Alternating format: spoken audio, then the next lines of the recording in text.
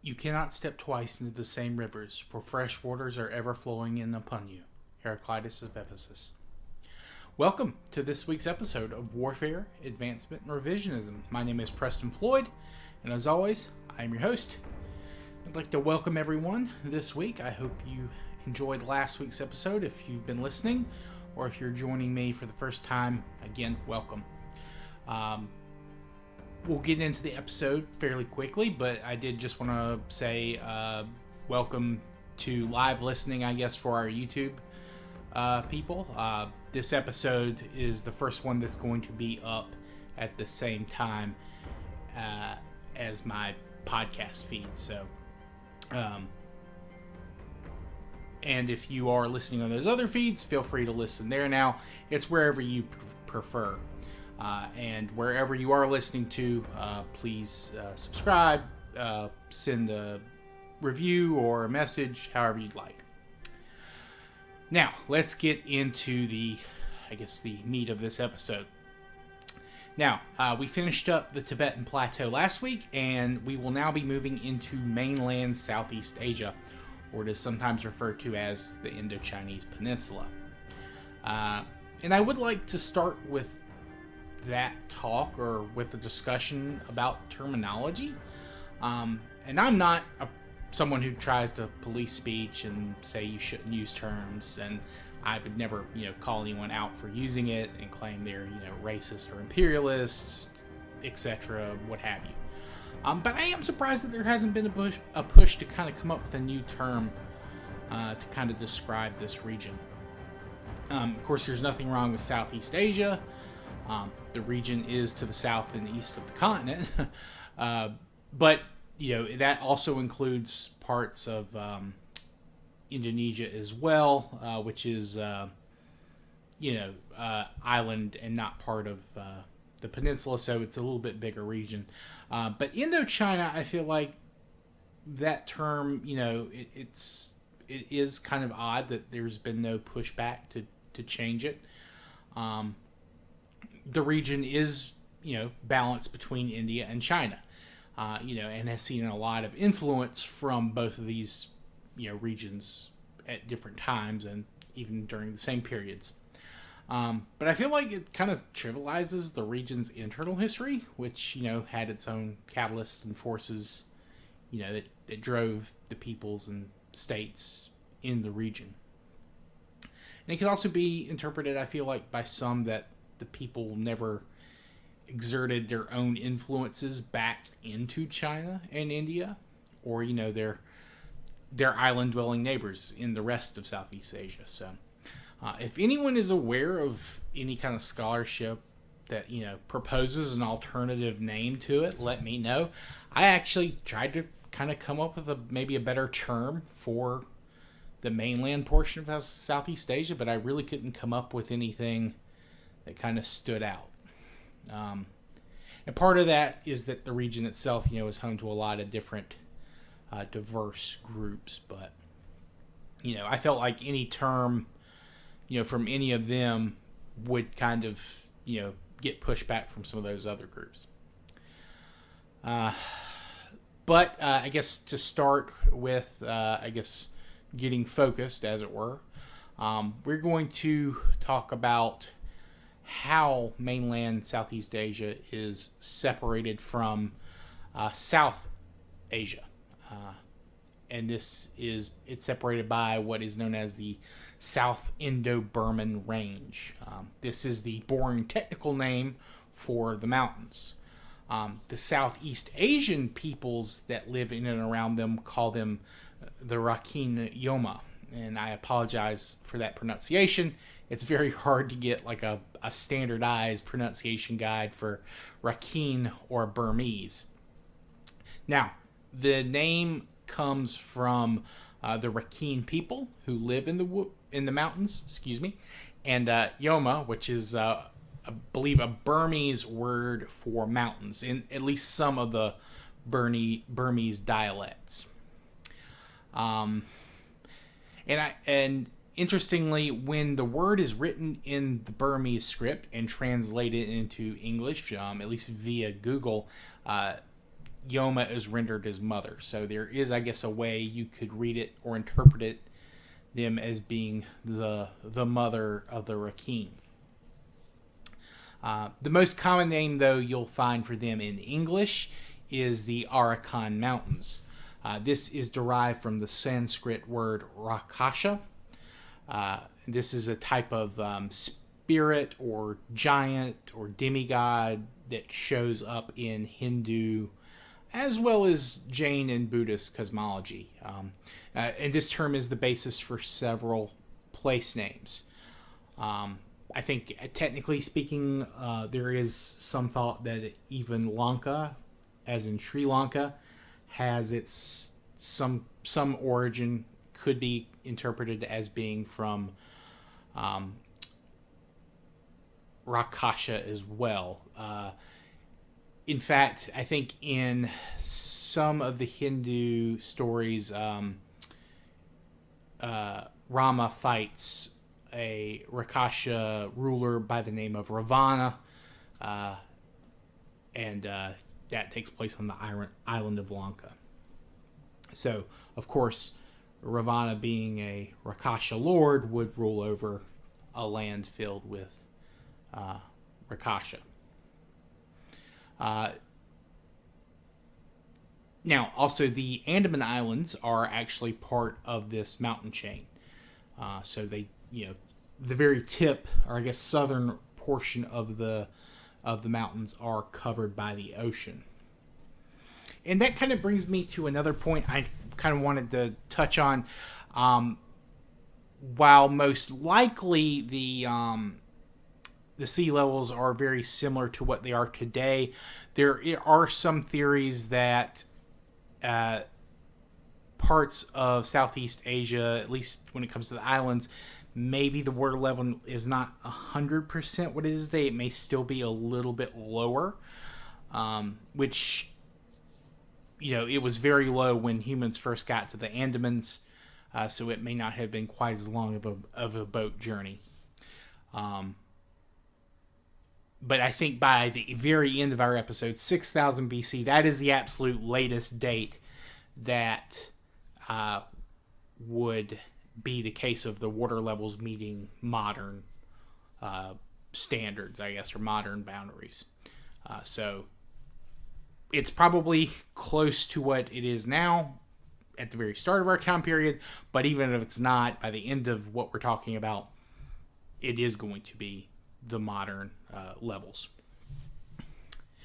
Now, for the rest of peninsular Southeast Asia, it is separated from East Asia, or what is now modern-day China, by the far eastern portion of the Tibetan Plateau, the Shan Highlands, the Kohan San Mountains, and the Hoang Lian San Mountains. And that's moving from west to east. Now, we talked about the Tibetan Highlands last time, or the Tibetan Plateau, excuse me. So I'm not going to go into too much detail there, but the Shan Highlands is a mountainous region that today covers parts of modern China, Burma, or is also known as Myanmar. And if you're not aware, the name changed from Burma to Myanmar in, I think it was like 88 or 89.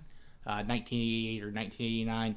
Some people do not recognize that name change because it happened after the democratic government was overthrown in a military coup, and there are those that claim that the military does not have the right to change their name without popular democratic support and all this other stuff. And I'm going to use the names interchangeably depending on my source. But I do think in some cases the primary language is still considered Burmese, though there are other ethnic groups. Also, Thailand has portions covered by the Shan Highlands as well. And these are a huge number of peaks and narrow valleys, and a number of major rivers, headwaters in Southeast Asia run down from these mountains. The name Shan is the Burmese term for the Thai people. And there are different, I guess, branches of Thai groups, like different different Thai language groups or language, I guess, families. There's like North Thai and like Central Thai. And while most of them live in Thailand, there are still some that live in Burma and in China, as well as, I think, Laos as well. And speaking of Laos, the Kohan La San Mountains is the range that forms the shared modern-day border of China, Vietnam, and Laos. The Hoan Lian San mountain range helps form the borders between China and Vietnam. Now, I couldn't find the Vietnamese etymological breakdown of these names, but the Mandarin Chinese name for the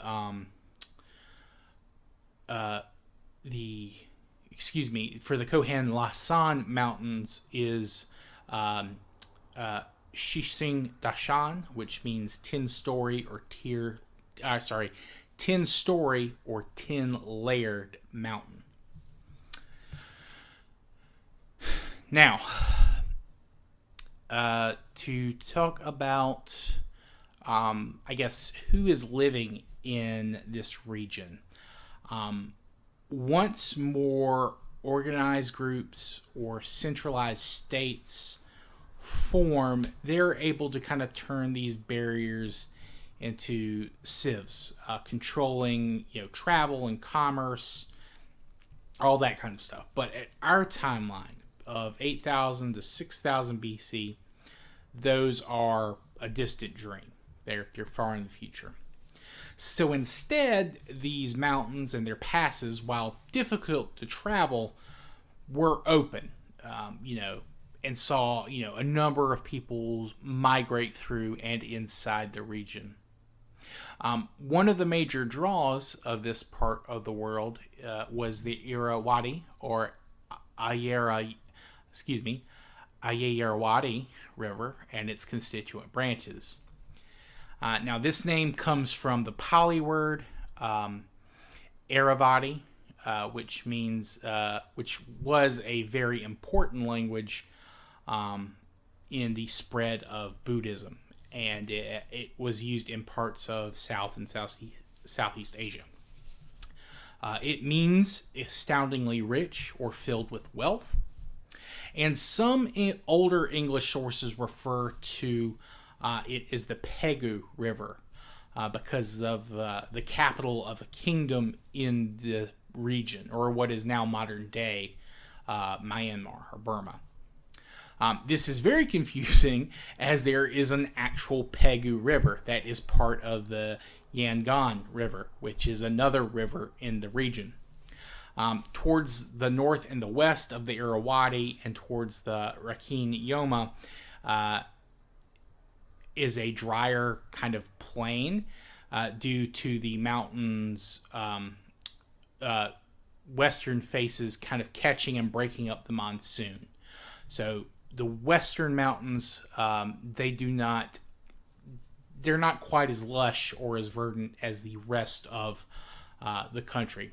But as you go south, the land becomes greener and more fertile, and the Irrawaddy meets other rivers, including the Yangon, that empties out into the Andaman Sea, which is kind of the eastern half of the Bay of Bengal.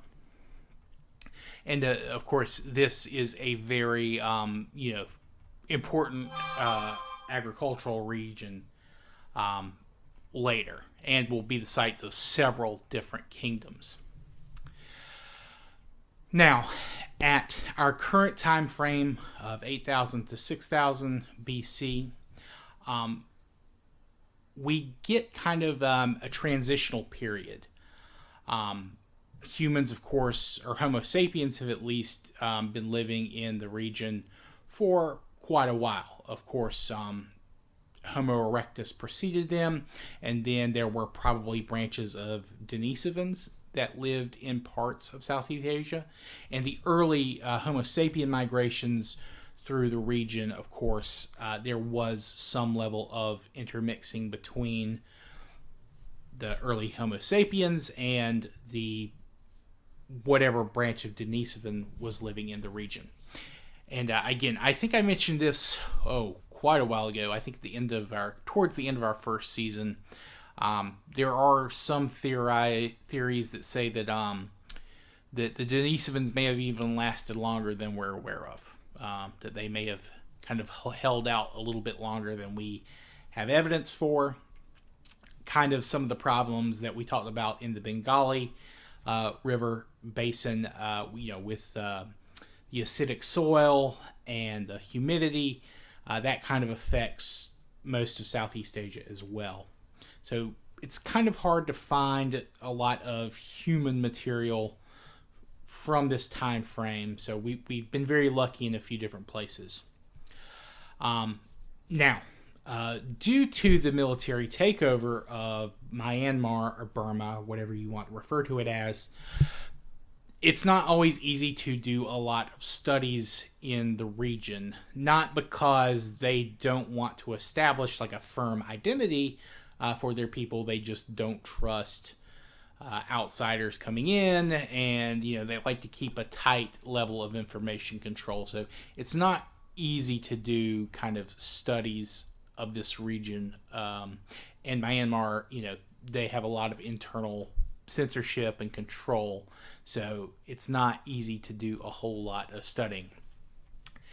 However, you do have some archaeological sites that have been discovered.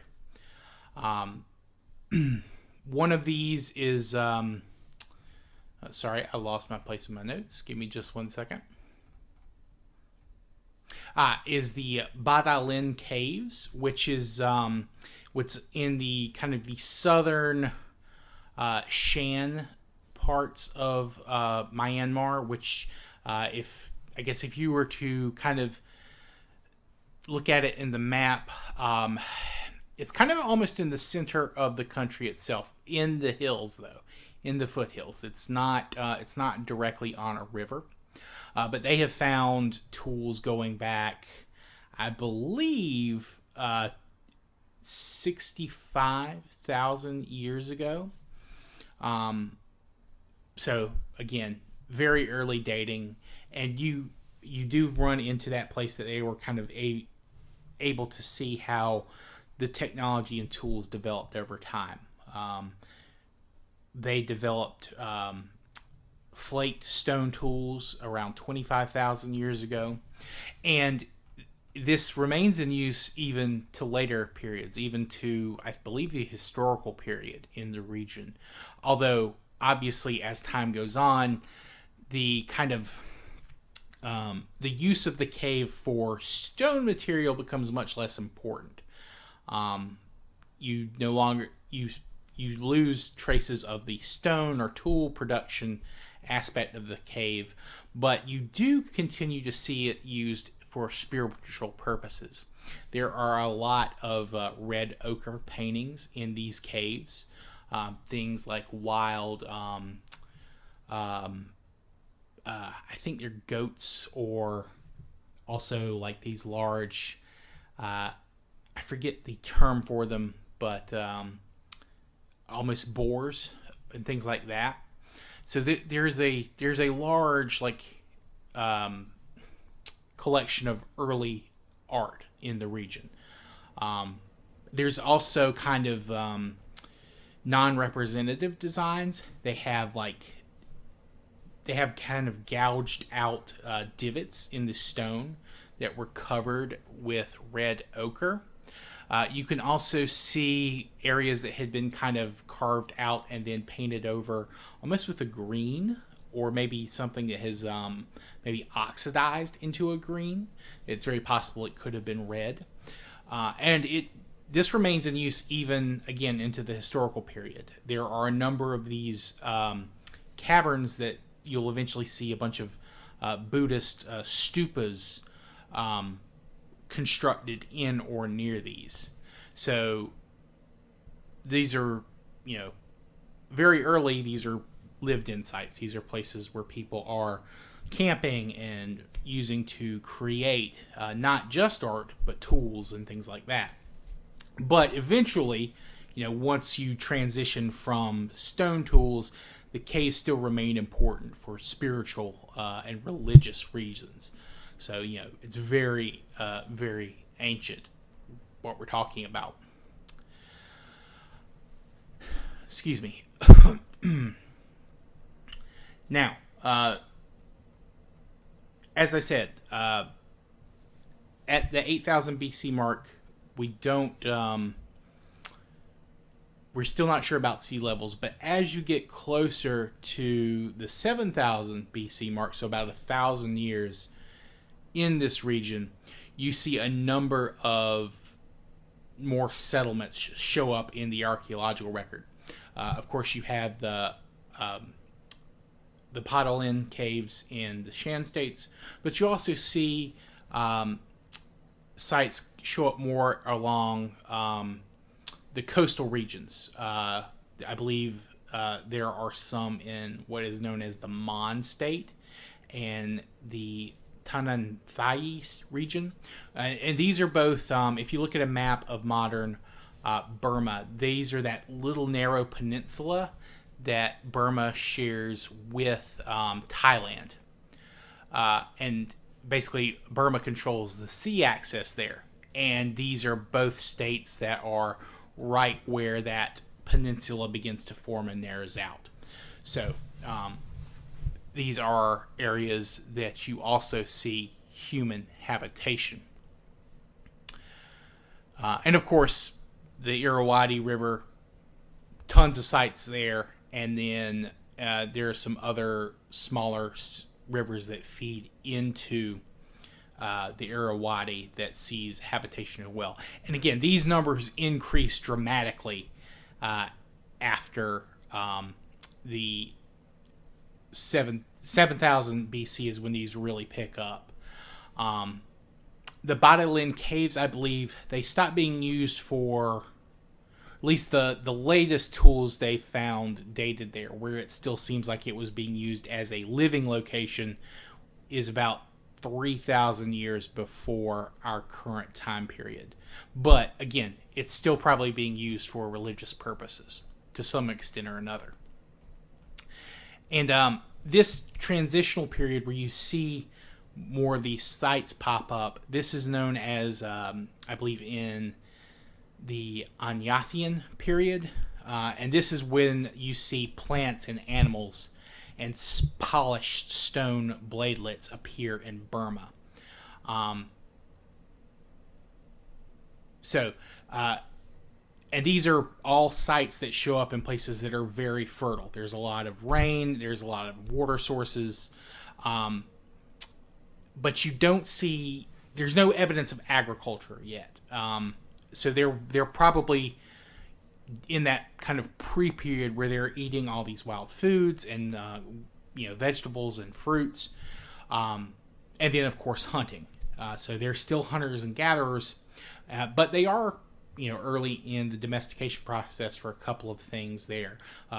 Very possibly red jungle fowl, which are the ancestors of modern chickens. And I'm going to talk about that a lot in our next domestication episode. About where chickens were first domesticated, what the theories are, that kind of thing. So 7,000 BC, you begin to see all these, an explosion in a number of sites, and then this continues. This continues well into the future. Now, in terms of who the people are living there, so I talked about how Myanmar has, I've mentioned three groups: the Burmese, the Rakhine, and the Thai people. Now, at our time frame, we really don't know too much about who's living there. This is a period that, again, you're seeing an increase of sites, and this is believed to have been caused by people migrating into the region, like a larger number of people. Now, DNA evidence and testing is a little scant for this region in terms of like timing things to this period. But I think it's safe to say that All of these groups have ancestry that can be traced to these first Homo sapien migrants into the region. So they've all been living there, but there is evidence that there is some type of division between all of them, and that division may be taking shape at our current period of time. And one of the things that kind of leads into this theory is language. In Southeast Asia, there are a large number of languages being spoken today, but these can largely be traced to kind of four larger families. In Burma or Myanmar, you have, of course, Burmese is the primary language spoken, but this is part of what is known as the Tibeto-Burman language family. And this is also part of the, the Tibeto-Sinic languages, of course, which Chinese is the other primary branch. But there are tons of other families in the Tibeto-Burman branch, including many in Burma. And we'll go into that in a lot more detail later. But as well as the Tibeto-Burman, you have the Austroasiatic languages. These are mostly spoken in Cambodia, parts of Vietnam, Laos, Thailand, as well as I think there's also some even in Indonesia and some as far away as India and Bangladesh.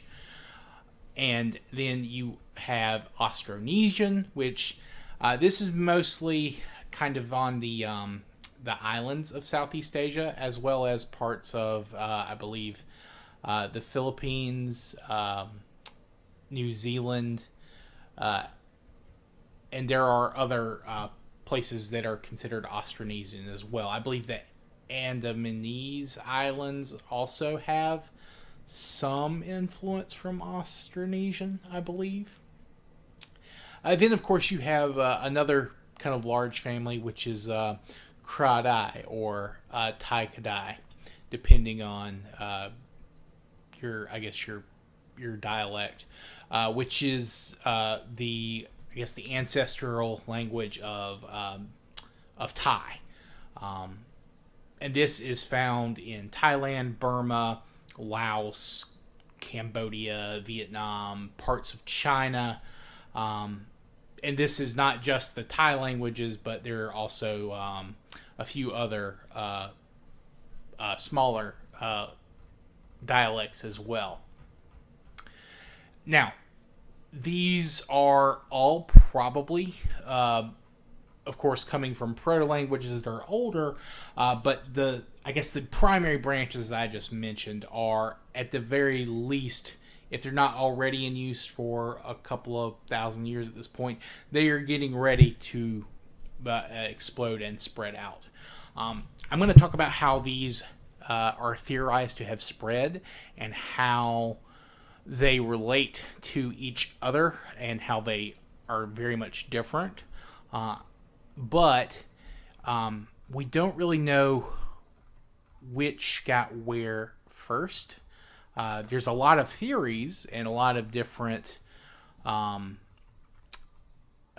arguments about how they spread into the region, what the homeland for each of these language families is, or as we discussed in other language topics, the Urheimat, which is that great German word meaning homeland, what the Urheimat is for these families, various families are. But rivers play a vital importance to how all these families spread. I think the Longkong and the Mekong are parts of the reason that the Austroasiatic language spread, but it also definitely helped the Thai language spread. And why these became primary languages if they didn't emerge in these various parts of Southeast Asia is a matter of debate. It's very possible that these groups were practicing agriculture and they had that process of adapting to the agricultural lifestyle and diet, and that they were seeking out, lands that had, a little bit more space for their groups. Perhaps where they're moving from had become overcrowded. They're not ready to build cities for whatever reason, and they're just finding new places to move into. And they encounter these hunter-gatherer groups who are, they haven't even started the process of agriculture. They've done a little bit of maybe domestication of animals, and they move in, and they quickly outnumber these other groups who either get conquered or assimilated into their sedentary societies. And of course, they would adapt to this language spoken by the more numerous, more, I guess, powerful, for lack of a better term, agricultural groups. Now, this is theoretical. We can't say for sure. I'm going to offer some more theories on this.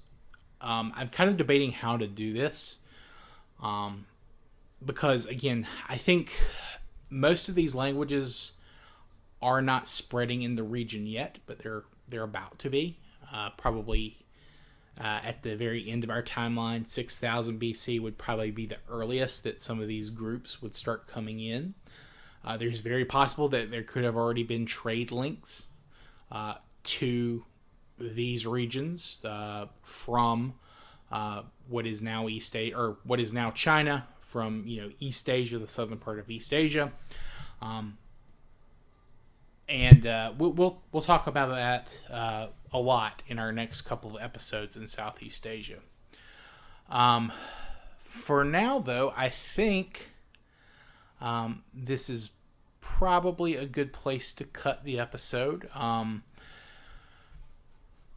So for right now, we've basically covered Burma, or Myanmar, at this part. Again, you've got a lot of smaller sites that show up. Some of these are so small they don't even have names. They've just found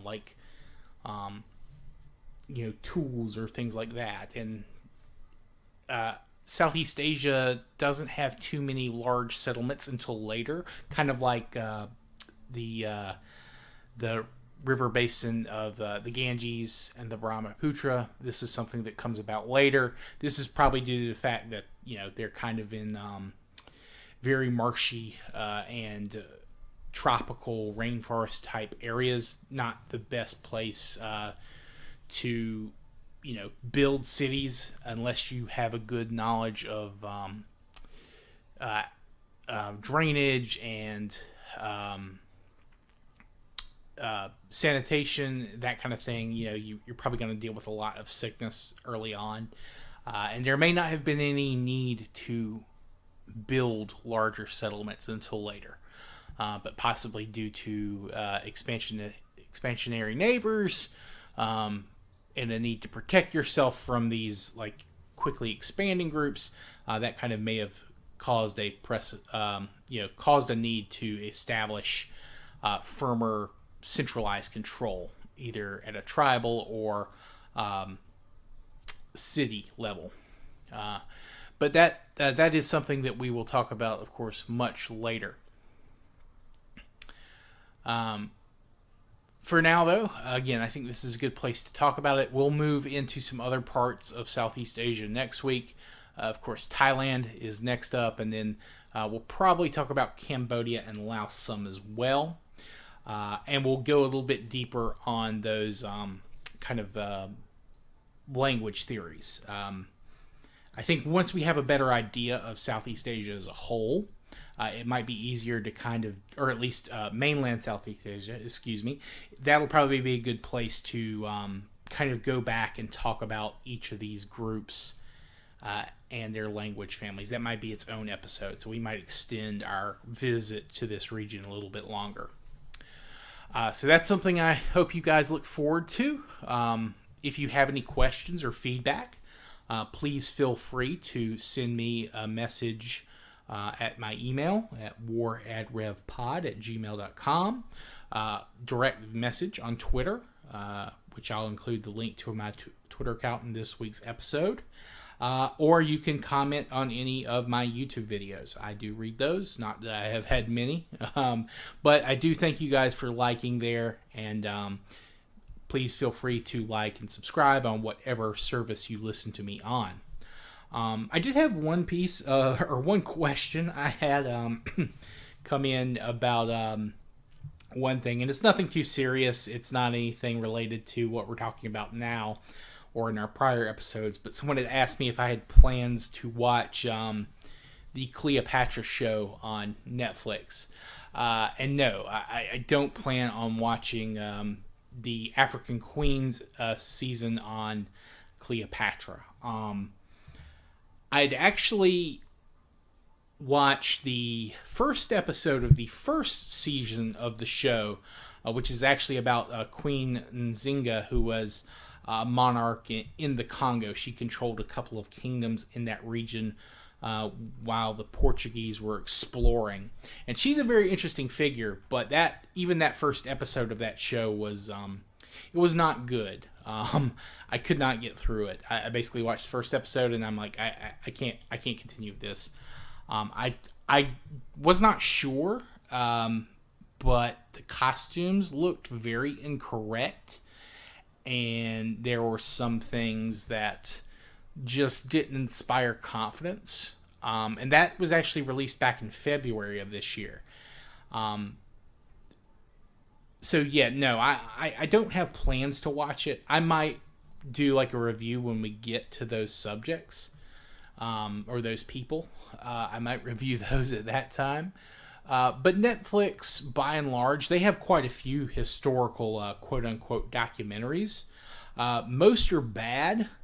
A couple are entertaining, but they're still not very accurate. I think the best one that they've produced that I've seen was Age of Samurai. That one was decent. The acting, quote-unquote, and the dramatization or melodramatization of some of the scenes was pretty out there, and there were a couple of just weird mistakes, or more, not necessarily mistakes, but more relying on popular myth about the period and the people they were talking about rather than true historical facts, which I understand it's kind of hard to get some of that stuff from that period, especially in English, but they had a lot of Japanese specialists. But that was by far the most entertaining. It was definitely the most entertaining Netflix historical documentary I've seen. But by and large, they're all terrible.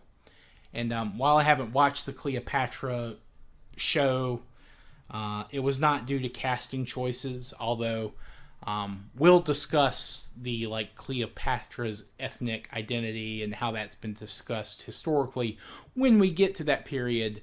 But if they had said that this was just a drama or a melodrama, I don't think the backlash would have been quite as bad for Netflix. But I was well aware even before the show aired that it was going to be terrible, just based on their work in the first season of the show. And I've seen some screenshots from the Roman soldiers, their uniform. There is no historicity in any of the outfits that they have their people wearing. And that's true of the Egyptians as well, at least from what I've seen. Maybe that was just some random screenshots, but the Romans, the leather bracers on their wrists, that's not accurate. Their shields were terrible. The Roman shields, they were far too small. They were they looked to be like they were supposed to be metal, maybe.